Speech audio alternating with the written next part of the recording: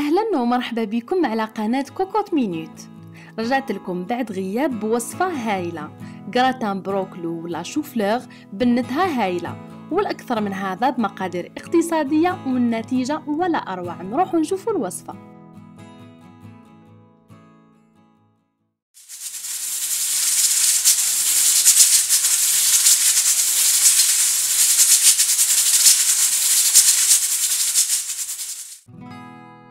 اول حاجه في مرميطه نحطوا شويه زيت، نزيدوا عليها نص در تاع الدجاج، وانتم حطوا الكميه اللي عندكم وحسب عدد افراد العائله تاعكم.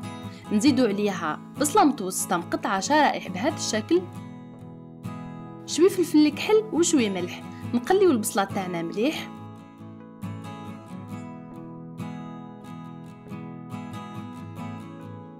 بعد ما تقلات البصله تاعنا نحطوا ربطه معدنوس ونمرقوا بشويه ماء ونغلقوا عليها ونخليوها حتى يطيب الدجاج تاعنا مليح.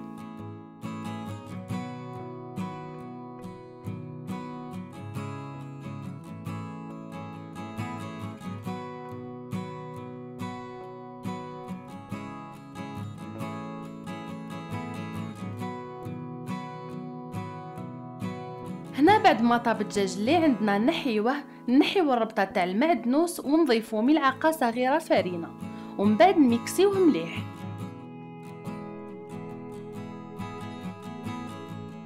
وهنا بعد ما ميكسيناه نخليوه 5 دقائق على نار متوسطه حتى يعقد.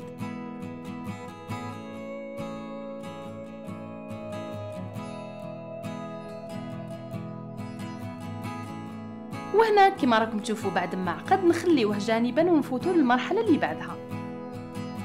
هنا عندي البروكلو تاعي بعد ما غليته في الماء والملح وخليته تقطر مليح. نمعسو مليح بالفرشيطه بالطريقه هذه،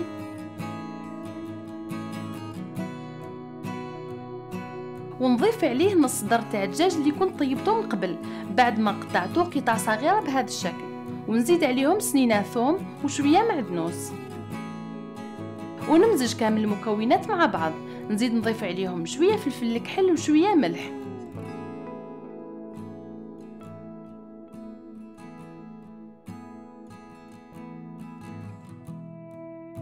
بعد ما خلط كامل المكونات مع بعض نزيد عليهم عظمه ونخلطهم مليح.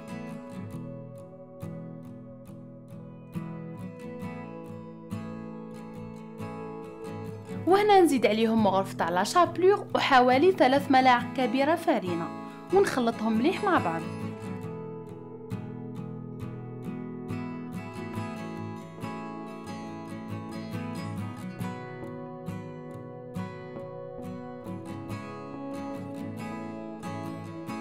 بعد ما امتزجت كامل المكونات اللي عندي تحصلت على خليط متماسك نوعا ما.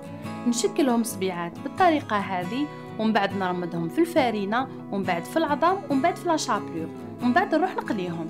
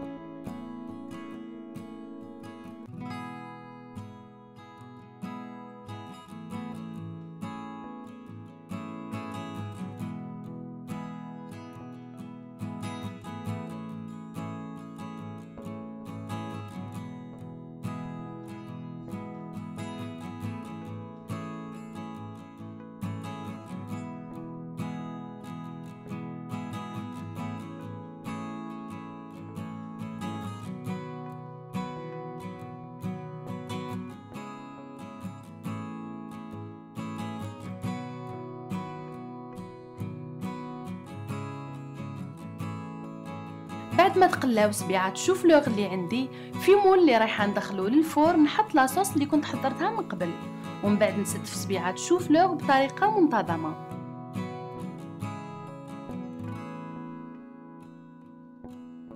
وبعد ما ستفتهم في المول نخليهم جانبا ونروح نحضر لاصوص بيشاميل.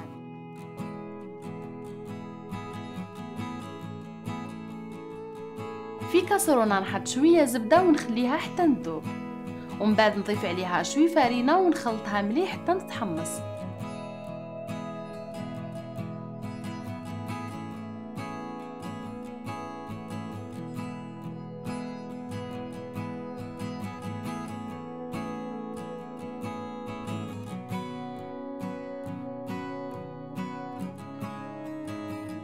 بعد ما تحمصت الفرينة تاعي مليح مع الزبدة نضيف عليها الحليب تدريجيا حتى نتعقد. بالنسبة للمقادير بالتفصيل راح نخليهم لكم في صندوق الوصف.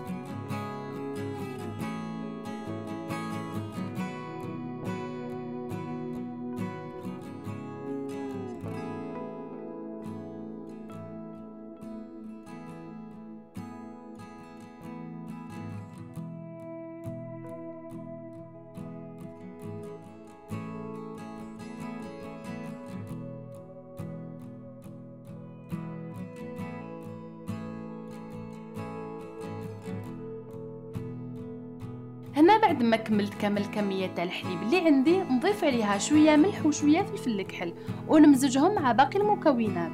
من بعد نضيف عليهم قطعه جبن طري ونزيد نخليها حتى تذوب شويه.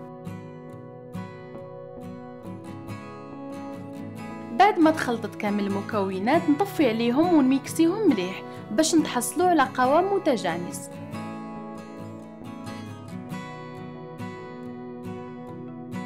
بعد ما تميكسا الخليط تاعنا مليح نزيدو نشعلو عليه النار ونخليوه مدة 5 دقائق ومن بعد نطفيو عليه، وهكذا تكون لا بيشاميل تاعنا واجدة.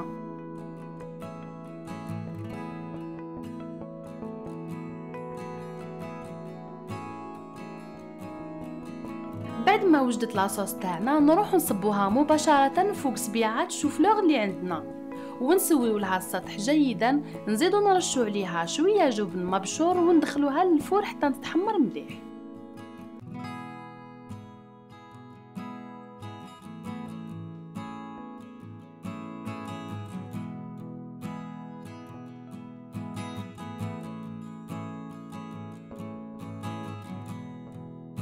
وهاوليكم الكراتان تاعنا بعد ما وجد.